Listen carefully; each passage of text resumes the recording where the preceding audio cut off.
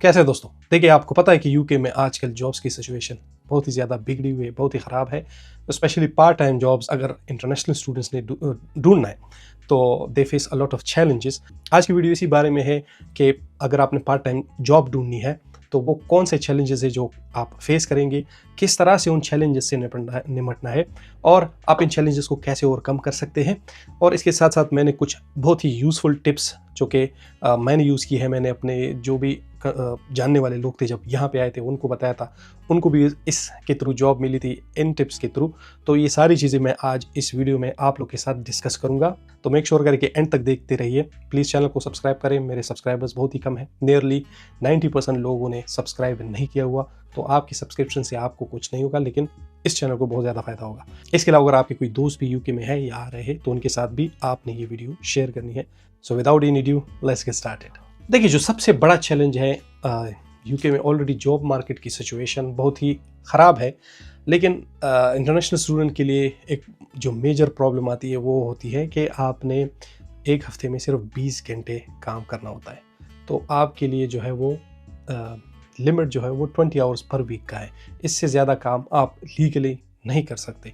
Students अक्सर यहाँ पे आते हैं और वो बहुत ज़्यादा घंटे काम भी करते हैं अगर तो उनको कोई कैश में जॉब देता है एशियन स्टोर्स वगैरह पे, जो कि इलीगल है, लेकिन बहुत ज़्यादा लोग करते हैं, विच आई डोंट रिकमेंड। अब अगर किसी कंपनी को पार्ट टाइम जॉब के लिए कोई चाहिए होता है तो इट इज़ वेरी गुड, लेकिन अक्सर ये अनाउंस नहीं करते पार्ट टाइम जॉब के लिए स्टूडेंट।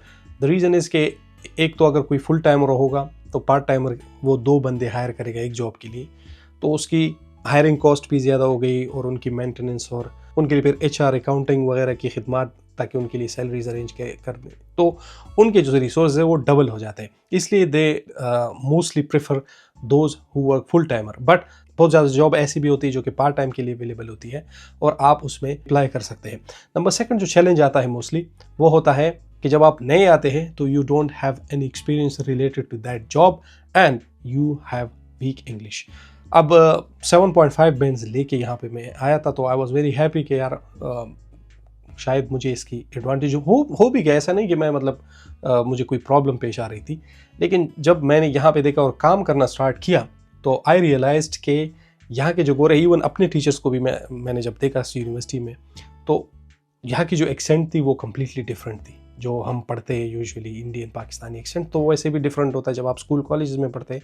ज़्यादा से ज़्यादा अगर हम फ़ॉरेन का कुछ कहते हैं तो वो हॉलीवुड की मूवीज़ वगैरह देखते हैं, जो कि अमेरिकन एक्सेंट होता है, जो कम्प्लीटली डिफरेंट होता है ब्रिटिश एक्सेंट से, बहुत ज़्यादा डिफरेंस है। तो आप जितना ज़्यादा जल्दी ये पिकअप करेंगे उतना ही ज़्यादा आपको फ़ायदा होगा। इसका यही एडवांटेज है कि जब आप क्लासेस के लिए जाते हैं, जब आप स्टूडेंट से मिलते हैं, तो कोशिश करें कि ज़्यादा से ज़्यादा इंग्लिश बोला करें, ज़्यादा से ज़्यादा सुना करें इंग्लिश लोगों को यहाँ पे, तो आप बहुत ही जल्दी इस एक्सेंट प्रॉब्लम को ओवरकम कर देते हैं। इतनी बड़ी बात नहीं होती।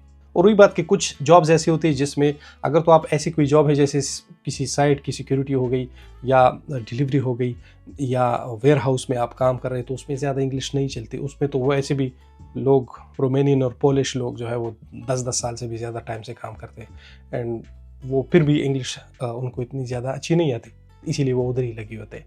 लेकिन अगर आपने कोई कस्टमर सर्विस में काम करना है या हॉस्पिटलिटी सेक्टर में, जैसे फॉर एग्जांपल मैकडॉनल्ड में काम करना है, कोई ग्रोसरी स्टोर वगैरह में, तो ऑब्वियसली आपने अपनी टीम के साथ साथ कस्टमर्स के साथ भी डील करना होता है, तो उसके लिए आपको इंग्लिश रिक्वायर्ड होती है। इतना कोई मुश्किल नहीं होता, लेकिन जैसे ही आप एक्सेंट पिकअप कर लेते हैं तो फिर ये आप चैलेंज ओवरकम कर सकते हैं। और जो थर्ड मेन चैलेंज है, याद रखिए कि कोई भी जॉब अनाउंसमेंट होती है, सो ब्रिटिशर और गोरा will always have the priority. ये एक नेचुरल सी बात है कि जब पार्ट टाइम जॉब अनाउंस होती है तो आपकी कंपटीशन, हम समझते हैं कि हमें सिर्फ बाहर से आने वाली स्टूडेंट्स ही होती है। That is wrong completely. यहाँ के जो स्टूडेंट्स होते हैं वो भी प्रेफर करते हैं कि पार्ट टाइम जॉब करें, और वो फिर उनको भी प्रेफर करते हैं कि हायर करें। एक तो अपने लोग होते हैं, दूसरा ही कि उनके लिए आसानी भी होती है, वो यहाँ की पले बड़े होते हैं, उनके लिए कोई इंग्लिश प्रॉब्लम एक्सेंट वगैरह का नहीं होता। और यहाँ पे वैसे भी कोई एक किस्म का यहाँ पे एक कल्चर है कि स्टूडेंट्स या जो लोग हैं, लड़के वगैरह हैं, लड़के लड़कियाँ, वो 16 साल की उम्र से ही काम करना शुरू कर देते हैं। तो बाय द एज के जब वो 18 तक पहुंच जाते हैं तो उनके पास ऑलरेडी 2 साल का एक्सपीरियंस होता है, तो वो उनको ही प्रेफर करते हैं। तो इसलिए आपने फिर जब आप इंटरव्यूज़ के लिए जाते हैं तो उसकी खैर मैं नेक्स्ट स्टेप्स में बताऊंगा कि आपने कैसे करनी है। लेकिन आपने यही समझना है कि शायद इस जॉब के लिए गोरा भी अप्लाई कर सकता है, बट ये नहीं है कि आप इसको हासिल नहीं कर सकते। यूजुअली ऐसा भी होता है कि उस जॉब के लिए ज़्यादातर ज़रूरी नहीं, क्योंकि उनको तो जॉब मिल जाती है। जॉब्स ऐसी भी होती है जिसमें गोरा अप्लाई भी नहीं करता। Majority of the jobs part time jobs ऐसी भी होती है। अच्छा, the next an important topic is कि अब इन चैलेंजेस को ओवरकम कैसे किया जाए और क्या टिप्स है, कैसे जॉब ढूंढे। तो सबसे पहले जो मैं एक टिप बताऊंगा वो ये है कि आप जॉब हासिल करने के लिए एशियन स्टोर्स में चले जाएं। यहाँ पे आपको पता है कि एशियन कम्युनिटी बहुत ज़्यादा है, इंडियन, पाकिस्तानी, बांग्लादेशी।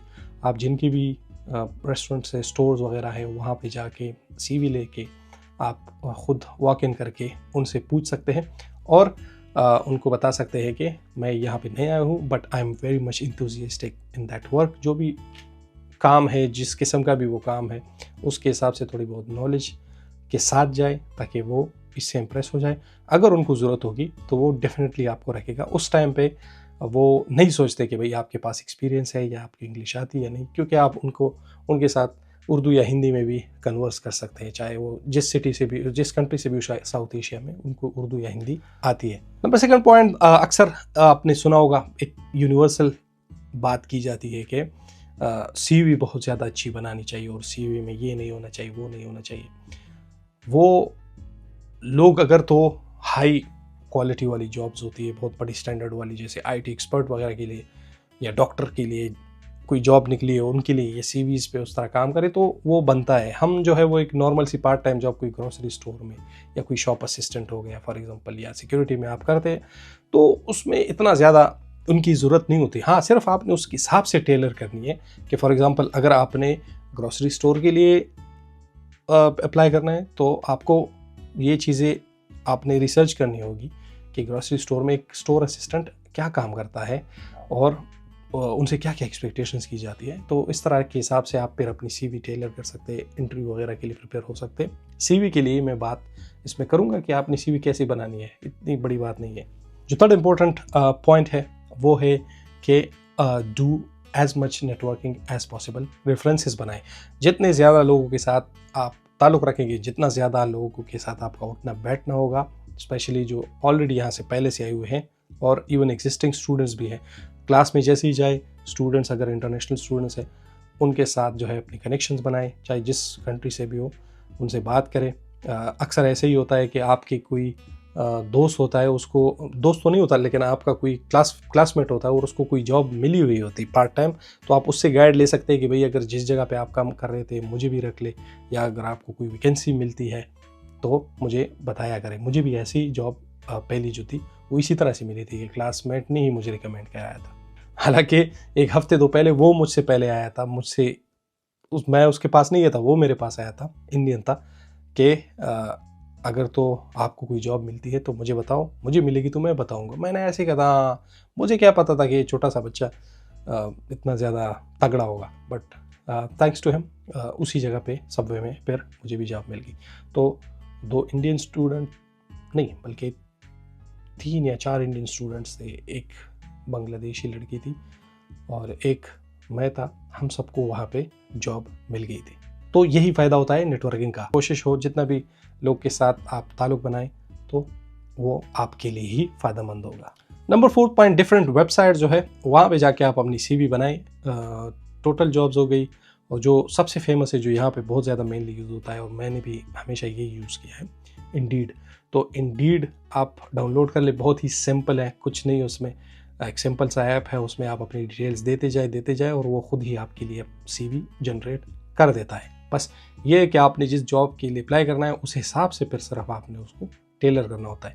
जाहिर सी बात है कि हर एक बंदा कोई एक मेन स्किल थोड़ी बहुत उनके पास होती है और एक मेन चीज़ को टारगेट करता है, कि जैसे फॉर एग्जांपल एक बंदा है वो उधर से मेंटली ये सोच के आया कि यहाँ पे जाके मैं सिक्योरिटी बैच बनाऊंगा तो मैं सिक्योरिटी के लिए अप्लाई करूँगा, तो उस हिसाब से आपने CV टेलर करनी है।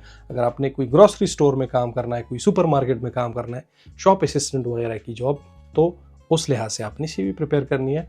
तो it is very simple, but कोशिश करेंगे इंडीड पे, वहाँ पे फिर फिल्टर्स होते हैं, उस फिल्टर्स पे आप जब जैसे ही एक ऐप पे आप थोड़ा सा भी टाइम गुजार ले तो उससे आप यूज्ड हो जाते हैं और आप उससे जॉब हासिल कर सकते हैं। सीवी के बारे में इससे पहले मैंने बात की थी, इसी में मैंने यही बात की कि सीवी सिर्फ आपने उस हिसाब से टेलर करनी है।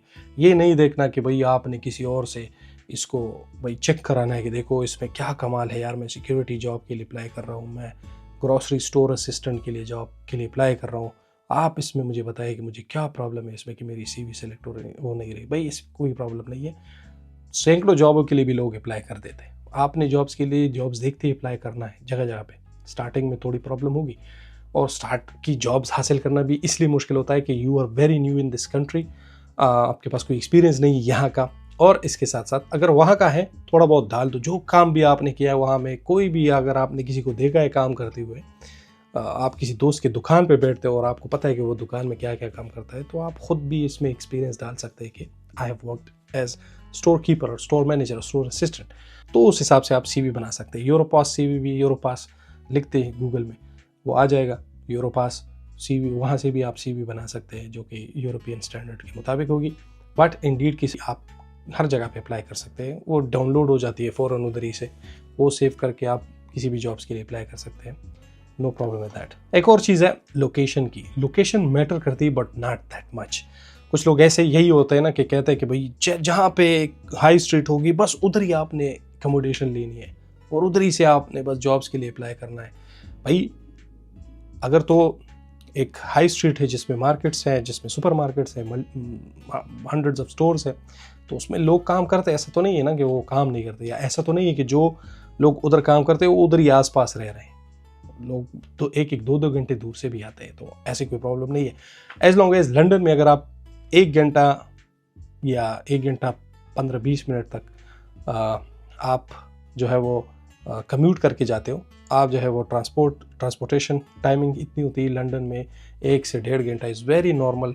आप उधर जितनी भी दूर जॉब हो 1 से 1.5 घंटा, जो कि आपको बहुत ज़्यादा नहीं तकाती है, आपका बहुत ज़्यादा टाइम वेस्ट नहीं करती, तो आप उन जॉब्स के लिए अप्लाई कर सकते हैं। Outside of the London out से कि 30 से 40 मिनट्स भी अगर आपसे दूर हो तो भी आप जॉब्स के लिए अप्लाई कर सकते हैं। तो फॉर एग्जांपल अगर ये हाई स्ट्रीट है तो इट डजंट मीन यहाँ पे कि सिर्फ हाई स्ट्रीट में ये जॉब होती है। अक्सर कुछ जगह होती है जो कि आम लोगों की नज़रों से वो ओझल होते हैं, उनको पता नहीं होता, लेकिन थोड़े बहुत छोटी छोटी हाई स्ट्रीट टाइप्स या छोटे छोटे मार्केट्स टाइप वो हर जगह पे हो सकते हैं। जैसे फिश एंड चिप्स की कोई शॉप्स हो गई या टेक अवेज वगैरह हो गई, वो इवन हाउसिंग जो मकानात है घरों के बीच में भी आप जाएं तो वहाँ पे भी आप देख ले तो 3-4 स्टोर्स आपको नज़र आ जाएंगे, तो मेनली मोस्टली उधर भी आपको जॉब्स मिल सकती है। तो इसी तरह आपने एक्सप्लोर करना है, और ये कैसे होगा जब वहाँ के लोगों से आप बात करना शुरू करेंगे तो, और ख़ुद ही एक्सप्लोर करना शुरू करेंगे घर में बैठने के बजाय, तो आपको अंदाज़ा हो जाएगा कि आपको कहीं पे भी जॉब मिल सकती है। एक और पॉइंट इंपॉर्टेंट ये है कि अगर तो आपको सपोज़ कोई 14-15 पाउंड वाली जॉब मिल रही है लेकिन वो अनसर्टन है, उसका पता नहीं है कि ये परमानेंट है या नहीं, और दूसरी आपको 12 पाउंड वाली जॉब मिल रही है लेकिन उसका आपको पता है कि उसके आपको प्रॉपर आवर्स मिल रहे हैं और वो पक्की जॉब है, मतलब उसका कोई चांस ही नहीं है कि आप अपनी, अगर आपने खुद छोड़ना है तो वेल एंड गुड, लेकिन उसका कोई चांस नहीं कि वो जॉब ख़त्म हो जाए या वो आपसे कहीं चली जाए। आपको 100% जो है वो आवर्स आपके वीकली मिलते रहेंगे।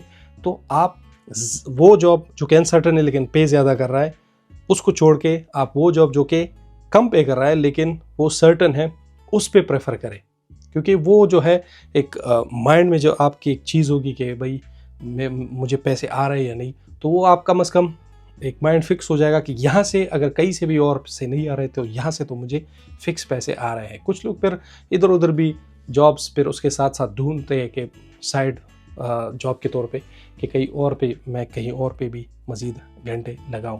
तो ये इंपॉर्टेंट टिप्स थी जो कि आप जॉब कैसे ढूंढ सकते हैं उस हवाले से थी।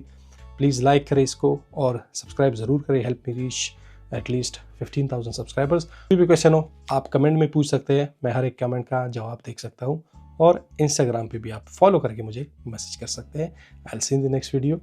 Good bye.